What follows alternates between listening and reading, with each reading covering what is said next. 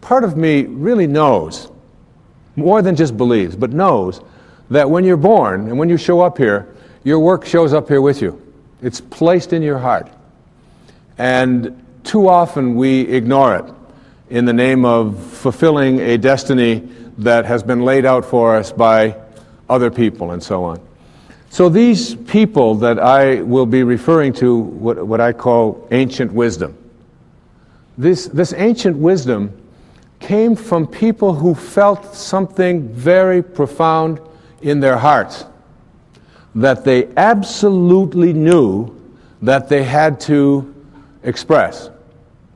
And it's almost as if you have to find within yourself what it is that you know you are here for and follow that instinct independent of what anybody else out there might think about it, without being objectionable and nasty and recalcitrant and so on, but still having within you this knowing that I have certain music that I have to play. I have certain things that I have to do. And I feel it deeply and I feel connected to that. And not allowing myself to do it means that I might spend that time. I might get to that place at the end of my life and say, what if it's been wrong? What if I didn't listen to that inner voice? An ancient teacher, his name is Patanjali. And Patanjali is known in the ancient world 1 to 3 centuries before the birth of Christ. There's no actual date of actual record of his birth and death. And he was the one who wrote the original Yoga Sutras and wrote a wonderful book that I immersed myself in a few years back called How to Know God. And Patanjali, one of the things that he said to these people, now remember, we're talking about something that's going back maybe 3,500 years or more. And here was this great teacher in the ancient world. And this is one of the things that he said. When you are inspired, the word inspired comes from in spirit. I don't know if you've ever noticed that when you're truly inspired in your life, that is, when you're doing what you know you're here for, everything seems to work. The right people show up. You don't worry about being hungry. You don't worry about being tired. You're not concerned with whether or not anybody's going to like it or not. When you're truly inspired, that is, whether it's cooking or being with your children or writing or composing music or filling out tax forms, whatever it might be, when you feel inspired, everything works. And the reason that everything works is because you have left the material, the physical world, the world of the ego, and you've moved into the world of spirit. And when you move into the world of spirit, into that invisible world, you get connected. And inspiration means inspired. When you are inspired, all your thoughts break their bonds. As I explained earlier, being inspired is equivalent to being back in spirit. Before we showed up in form, our mind and the mind of God were synonymous, which means that we were free from the bonds of the ego mind. This is simply how the world of spirit works. It's impossible to have limiting boundaries or self-imposed shackles placed on us.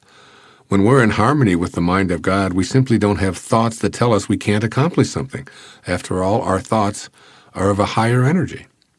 Returning to spirit results in a grand sense of being in tune with our uniquely divine purpose.